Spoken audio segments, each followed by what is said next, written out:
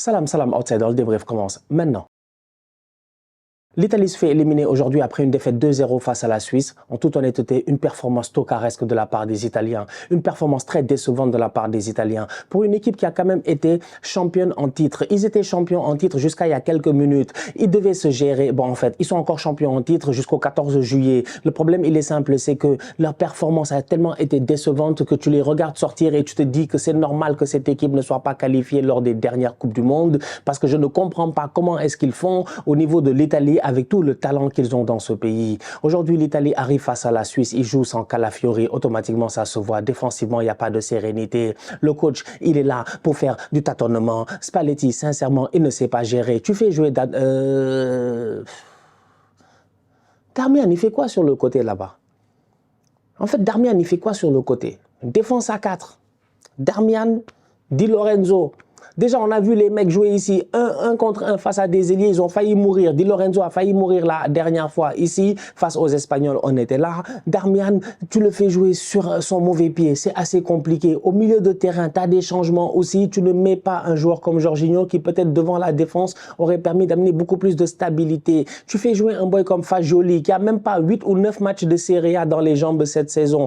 Donc un boy qui n'a pas forcément le rythme. Ça ne veut pas dire qu'il a fait un mauvais match, mais ça veut dire qu'en termes d'automatisme, c'est compliqué. Parce que je suis désolé, franchement, il ne faut pas nous prendre pour des tocards. Les Suisses, aujourd'hui, oui, ils sont forts, ils jouent bien, il n'y a pas de problème. Mais regardez les buts qu'ils ont mis. C'est que les Italiens aussi, ils ne sont pas sérieux. On est en 8e de finale d'Euro. On parle là de l'Italie. On parle de l'Italie. On s'attend à ce que quand même les gars sur le terrain, au moins défensivement, ils se gèrent. C'est-à-dire que si devant tu as des tocards, si les Scamacca, les El Shaarawy, les Chiesa, si tous les boys ne se gèrent pas devant, ok, ça c'est une chose. Mais au moins défensivement, tu t'attends à ce que dans leur ADN en tant qu'Italiens, ils savent défendre. Aujourd'hui, ils ont tout fait sauf défendre. Une performance de tocard. Performance de tocard. Franchement, c'est vraiment honteux. En toute honnêteté, c'est honteux. Tu regardes le premier but de l'Italie et le premier but encaissé par l'Italie et tu te dis qu'ils ont de la chance que Donnarumma nous a sorti une top rencontre. Parce que si Donnarumma n'est pas là, si Donnarumma ne fait pas les arrêts qu'il a fait depuis le début de la compétition, cette équipe nationale d'Italie là, elle aurait non seulement été éliminée, mais en plus de ça, à un moment donné, elle aurait été humiliée. Défensivement parlant, ils ne se sont jamais gérés. Calafiori a été excellent, on l'a vu individuellement plusieurs fois, même avec Bastoni, bon, la paire, les deux, ils se sont gérés, ça allait et tout. Mais il y avait beaucoup trop d'espace dans cette équipe d'Italie-là. Aujourd'hui, le but que Freuler, il marque, c'est pas normal. D'où est-ce que Freuler, il quitte le milieu de terrain, il court comme du n'importe quoi. On me dit que oui, les Suisses, ils ont fait une trentaine de passes et tout. Vous avez vu les passes que les Suisses, ils ont fait. Vous avez vu comment les Italiens étaient statiques. Vous avez vu comment les Italiens étaient statiques. On dirait des plots. On dirait des plots. Franchement, on dirait, il y avait 11 tours de piste sur le terrain. Il n'y en avait aucun qui était capable pour essayer de garder quand même la tête droite. Ils étaient tous là penchés comme des tocards. Ils se gèrent pas. Franchement, c'est que des plots. Les Suisses ont fait 30 passes. Ok, va revoir les passes. Va revoir les lignes italiennes. 1-4-3-3 où tu vois les boys, ils sont positionnés, personne ne bouge. Freuler, il quitte là-bas, il traverse tout le milieu de terrain. Il n'y a aucun des boys italiens au milieu de terrain qui l'a vu et qui a dit « Je vais le suivre, je vais le suivre, je vais faire attention, je vais le suivre. Peut-être qu'il va aller créer un surnom, peut-être qu'il va aller chercher un ballon dans la surface et tout. Je vais le suivre. Personne ne le suit, tout le monde est là, tout le monde le regarde. C'est pas sérieux. C'est pas sérieux, franchement. C'est pas sérieux. Sincèrement, je suis désolé, quoi. C'est-à-dire qu'à un moment donné, moi, je peux accepter qu'une équipe perde, il n'y a pas de problème. Les Italiens peuvent venir, ils peuvent perdre face aux Suisses parce que les Suisses ont bien joué, mais je ne peux pas accepter que tu perdes dans la nonchalance. Dans la nonchalance, dans la passivité, dans la tocarité. Et c'est ça que les Italiens, ils ont fait aujourd'hui. Ils ont vraiment perdu sans aucun honneur. Ils n'ont pas joué au football. Ils ont été anormalement décevants. Mais c'est-à-dire que les Italiens, aujourd'hui, ils auraient marqué, c'est parce que Fabian Schär a mis une tête et que ça a failli toucher le poteau. Les Italiens auraient marqué, peut-être c'est Scamacca à un moment donné, mais ce tocard-là, il est incroyable. C'est pour dire. Rien de pertinent. La dernière fois, je me plaignais en disant, est-ce qu'il y a de la vitesse, de la percussion? Tu fais jouer El Shaarawy 45 minutes, il n'y a pas de vitesse, il n'y a pas de percussion, il n'y a pas de tir. Il n'y a aucun danger. Aucun danger de la part de l'Italie. Anormalement décevant aujourd'hui. Franchement, J'ai été choqué. Le deuxième but aussi, regarde, début de deuxième mi-temps, c'est-à-dire que tu es mené 1-0. Toute la première mi-temps, tu n'as pas été bon. Tout le monde l'a vu. On s'attend au moins à ce qu'en début de deuxième mi-temps, Spalletti, voilà, que je sais pas, il leur tire les bretelles, il les attaque un tout petit peu et tout. Les boys sortent et qu'il y a un certain ego. Que Donnarumma, il est parlé dans les vestiaires en disant, mais les gars, moi j'en ai marre de faire des arrêts. Les gars, gérez-vous et tout. Qu'il y ait quelque chose. Ils arrivent des vestiaires, c'est eux qui ont le ballon. C'est eux qui font l'engagement. Ils perdent le ballon, ils encaissent un but. En fait, les Italiens, franchement, ils nous ont fait perdre notre temps. Hein. Ils nous ont fait perdre notre temps. C'est-à-dire que là, il fallait laisser Modric venir jouer son dernier match. Il fallait laisser Modric jouer ici son dernier match. Ils nous ont fait perdre notre temps. On a tous perdu notre temps. C'est toi qui as l'engagement. 45e minute, tu as l'engagement. On commence le match, tu perds le bal. Première action, tu prends un but. C'est pas sérieux. C'est pas sérieux. C'est un manque de concentration totale. Donc aujourd'hui, oui, d'accord, je suis d'accord que Calafiori n'était pas là. Je suis d'accord qu'il y avait des gars suspendus et tout. Mais n'empêche que tactiquement parlant, ils se sont pas gérés. Au milieu de terrain, il y avait beaucoup trop d'espace entre Fagioli, Cristante et puis Barella. Ils n'ont jamais réussi à vraiment mettre le pied sur le ballon, à contrôler ce match-là. Ils n'ont jamais réussi à s'en sortir face au pressing des Suisses. Ils n'ont jamais réussi à mettre en danger cette équipe suisse. Là, l'Italie a fait 1-0 sur 20. Ça, franchement, je suis désolé, il faut le dire.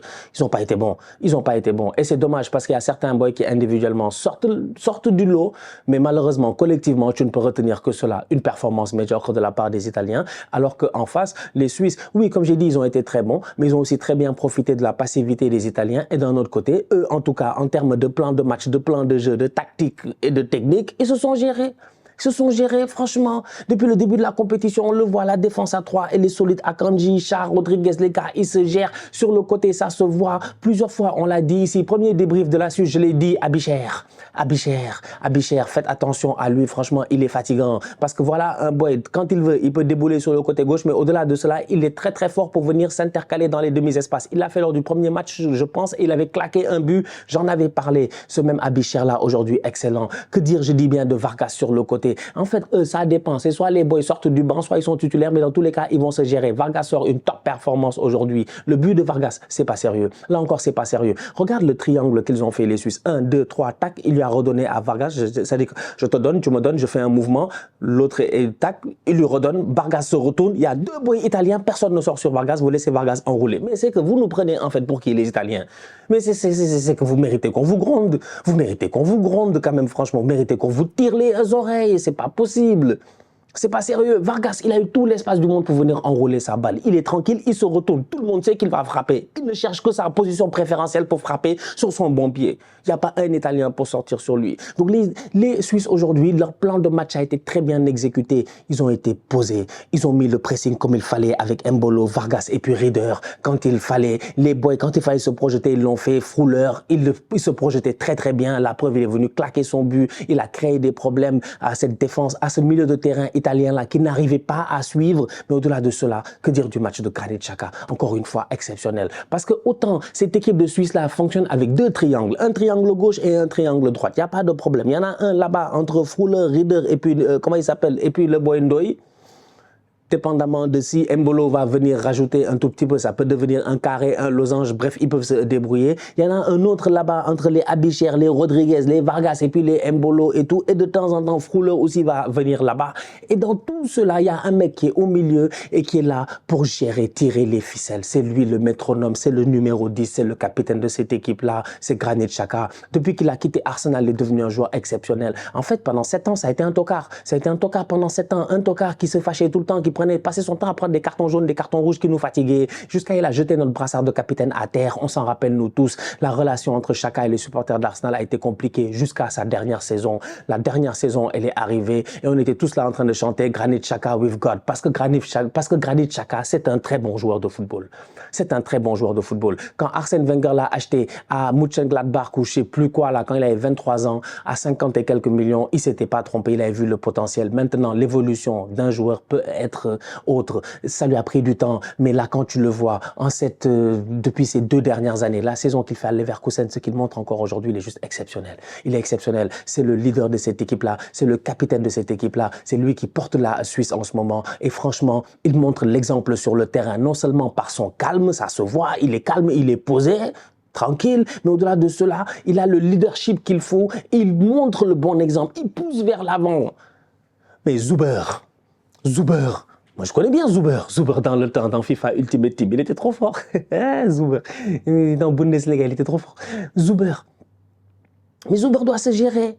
Zuber doit claquer un but. C'est qui est là pour donner la passe? C'est Granit Xhaka. C'est Granit Xhaka, il est constamment là pour donner des ballons. Que des ballons vers l'avant, que des ballons qui cassent des lignes, que des ballons pertinents. Si tu regardes bien, même d'ailleurs, en plus, c'est là où tu montres que les Italiens ne sont pas sérieux. Parce que, tu vois, tout à l'heure, je disais les Italiens ne sont pas sérieux. Le premier but, regarde comment, je pense que c'est Akanji qui se retourne, pas, il donne un ballon. Le ballon traverse une ligne, deux lignes, il n'y a aucun Italien qui est là. Remise de Embolo, je pense, ou un truc comme ça, qui joue en pivot. Ils l'ont fait trop de fois. Aujourd'hui, les Suisses, quand même, franchement, ça dit que nous, regarde la télé. Moi, je regarde la télé, je suis choqué.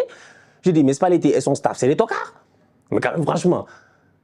Ou bien nous, on voit des choses où ils ne voient pas. Moi, je suis fatigué. Franchement, des fois, je suis fatigué. Je suis fatigué parce qu'après, ça dit, ouais, vous parlez beaucoup, vous parlez beaucoup. Mais on parle beaucoup parce qu'on voit. C'est ça aussi. On ne peut pas nous empêcher. On ne peut pas nous montrer des mauvaises choses. Et puis nous, on venait accepter. C'était mauvais. Granit Xhaka, top performance de sa part. Akanji a été aussi excellent. Voilà, franchement, très très belle équipe de la Suisse, quoi. Globalement parlant, il n'y a pas grand chose à dire. Collectivement, ils ont été bons. Embolo, il joue son rôle. Il n'est pas très fort. Voilà, on ne va pas vous mentir. Je l'ai dit la dernière fois ici, à la blague, évidemment. Je disais Embolo. Embolo, j'ai l'impression qu'on ne l'a jamais vu en saison, quoi. Voilà un boy, on voit qu'en équipe nationale et tout, tu vois. Pourtant, il joue en Allemagne, il joue à Schalke, je pense, ou en tout cas, il jouait à Schalke. En tout cas, dans le temps où je me rappelais d'Embolo, il était à Schalke. Il est où maintenant, Embolo? C'est vrai, il est à Monaco. Il quitte à Monaco, c'est vrai. Partie de ces boys-là à Monaco. C'est vrai, Embolo. Il y a eu des blessures qui l'ont fatigué.